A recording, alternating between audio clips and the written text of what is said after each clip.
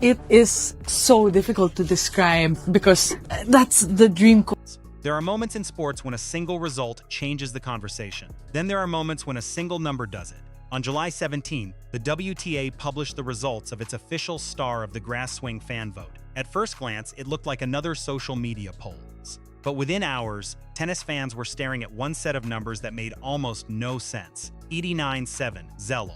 Those three numbers became one of the biggest talking points of the grass court season, not because they crowned the Wimbledon champions, not because they reflected the WTA rankings, but because they completely ignored them. Alex Ayala, the 21-year-old Filipina who had captured the attention of tennis fans with her remarkable Wimbledon run, received an overwhelming 89% of the vote.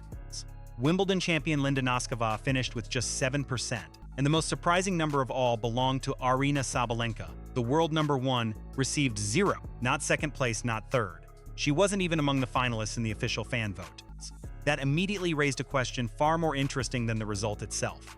How does the most dominant player in women's tennis disappear from a fan poll, while a player who didn't even lift the Wimbledon trophy wins it by a landslide? Was this simply the power of one passionate fan base? Was it a reaction to what happened during Wimbledon? Or were tennis fans sending a message that rankings alone no longer decide who captures the sport's imagination? Because this wasn't just another online vote. It revealed something the rankings cannot measure: the difference between being the best player in the world and becoming the player the world wants to follow. To understand why nearly 9 out of every 10 fans chose Alex Ayala, we have to go back to the grass courts of England, where this story truly began. Long before the votes were counted, long before the percentages were revealed, Alex Ayala had already started winning something far more difficult than tennis matches. She was winning people's attention. When Wimbledon began, expectations around the 21-year-old Filipina were modest.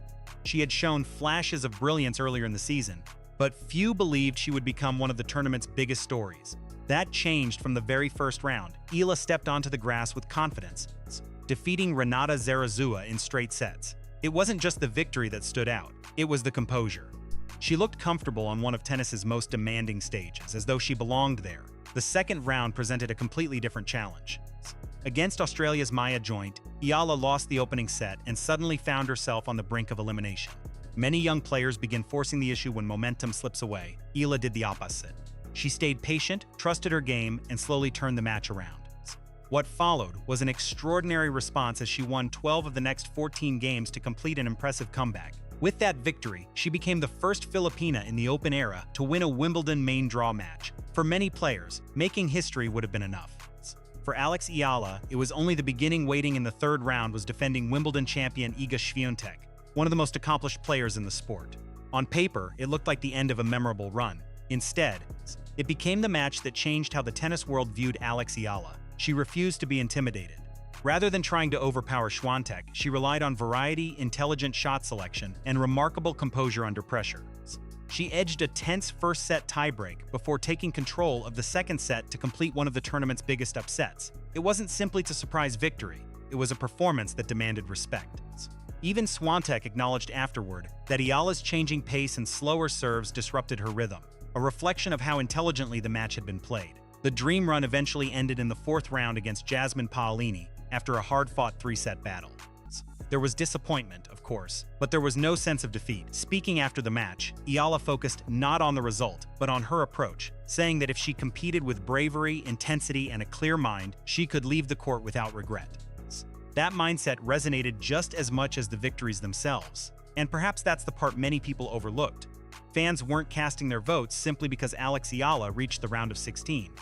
They were voting for the courage she showed when she fell behind, for the history she created, for the composure she displayed against one of the world's best players, for the humility she showed in both victory and defeat. By the time the WTA opened its Star of the Grass Swing fan vote, millions of people already knew exactly who they wanted to support. The result announced on July 17 wasn't born in a single day. It had been building, one match, one moment, and one unforgettable performance at a time throughout Wimbledon.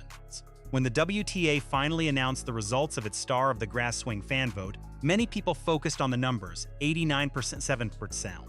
But the percentages were only the headline. The real story was what they represented. For decades, women's tennis has measured greatness through rankings, trophies, and prize money.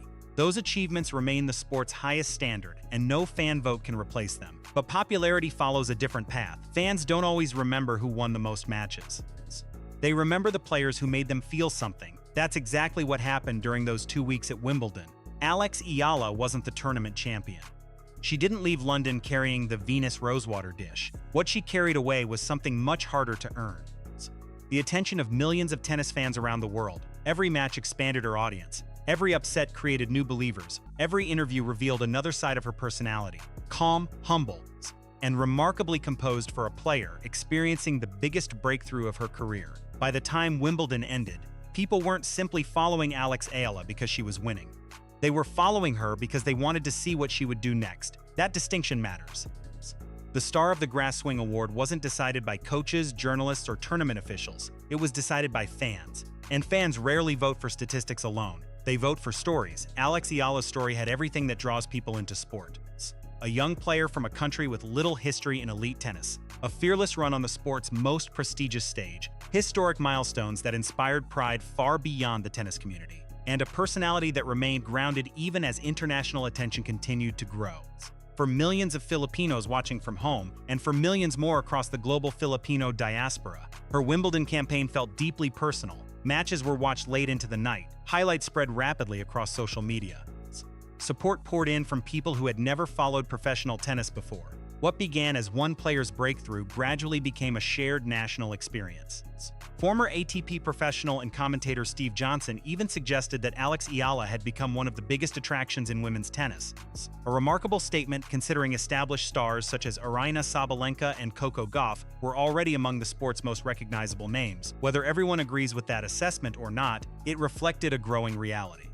Alex Ayala was no longer being discussed only as a promising young player. She had become one of the most talked about names in the sport. And perhaps that is what the 89% vote truly revealed. It wasn't declaring Alex Ayala the best player in women's tennis. The rankings would continue to decide that. Instead, it showed that fans had found a new player they genuinely believed in. Someone whose journey felt bigger than a single tournament. Someone they wanted to follow long after Wimbledon had ended. The rankings measured where Alex Ayala stood that week. The fan vote measured something entirely different. It measured momentum. And with the North American hard court season about to begin, that momentum was about to face its biggest test yet.